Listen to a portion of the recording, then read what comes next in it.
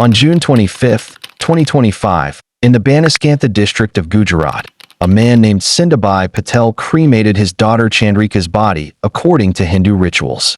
When asked what happened to his daughter, he simply said she had suffered a heart attack. Since heart attack cases have become common among youth under 25, no one questioned him. Chandrika was just 18 years old when she died. Only 11 days before her death, she had scored 478 marks in NEET, which was a huge improvement from last year's score of 380. She was extremely happy because she dreamed of becoming a doctor. But no one knew that death would not only take her away but also crush all her hopes and dreams. After 42 days of her death, on August 6, 2025, a document came to light, exposing the true face of a society where people care more about their reputation than their own people's lives.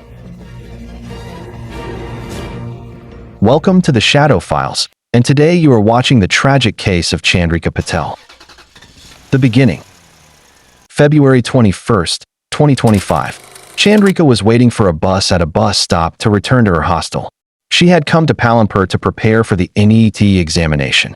After waiting for a long time, the bus didn't arrive.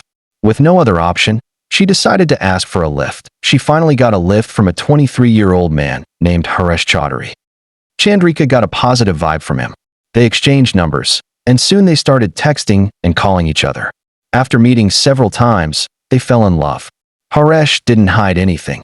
He told her that he was already a father and that he was separated from his wife due to personal tensions.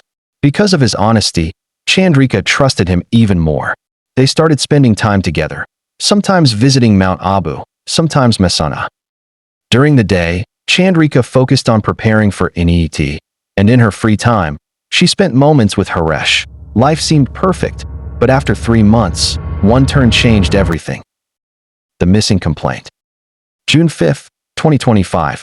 Chandrika's family rushed to the police station and filed a missing complaint. Her father said with grief that she had come home a month earlier for her NEET exam, and on June 4th, she went out of the house but didn't return. Her phone was switched off, and no one knew where she was. Police immediately registered the case, put her phone on surveillance, and began searching for her. After 2 days, the police found her phone's location in Ahmedabad, but the phone kept moving. After a few hours, her location showed Udaipur, Rajasthan. Finally, the phone stopped moving at Balasar, Rajasthan. On June 12, around 10 p.m., police reached Balasar Resort along with Chandrika's brother. In one of the rooms, they found Chandrika with Haresh. Seeing his sister with a man, her brother got angry. Even though both were adults, the police seized their phones and sent them back separately. Chandrika was taken home, and Haresh was taken to the police station. Since Gujarat is a dry state, possession and consumption of alcohol is banned. The police found an old liquor possession case registered against Haresh and put him behind bars. June 13, 2025. Chandrika recorded her statement, saying she wanted to live with her family and not with Haresh. After this statement, the police closed the case. 21 June 2025. Haresh was released on bail. Immediately after getting out, he filed a habeas corpus petition. In law, it refers to a fundamental right that protects people from unlawful detention. It ensures a person has the right to challenge their arrest or imprisonment in court. The court approved the petition and scheduled the hearing for June 27. Chandrika's family was supposed to bring her to court.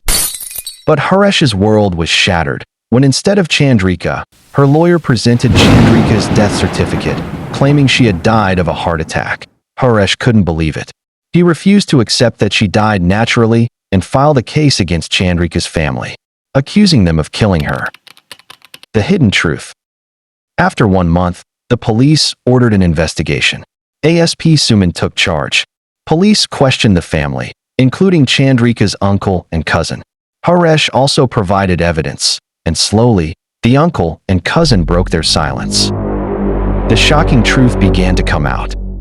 4th May, 2025.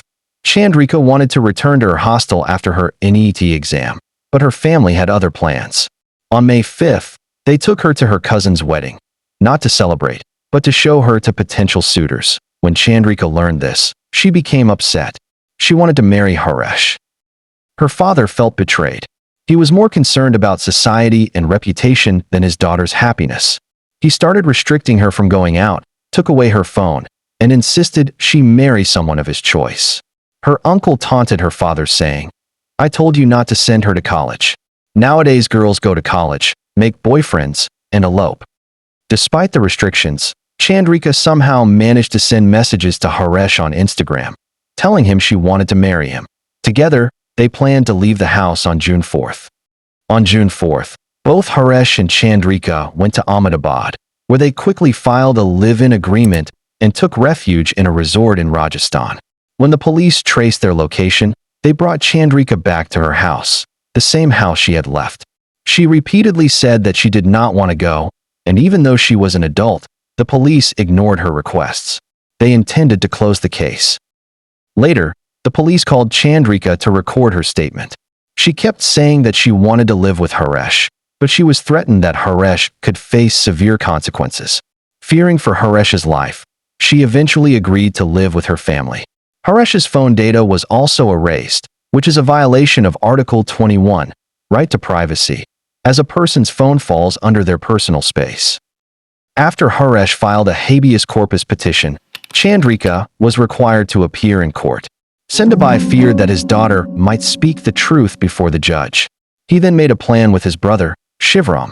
When the police showed Chandrika's final Instagram messages which were sent to Haresh, Chandrika's uncle Shivram started revealing the truth.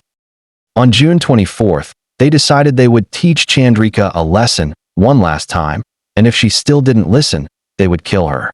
They added a sedative to her milk. Once she fell asleep, Sendabai and his brother Shivram went to her room. Sendabai strangled his own daughter to death. They dragged her body to the storeroom, hanged her from the fan to stage it as suicide, and then went to sleep. At around 4 a.m., they began screaming and told the other family members that this incident must never be revealed.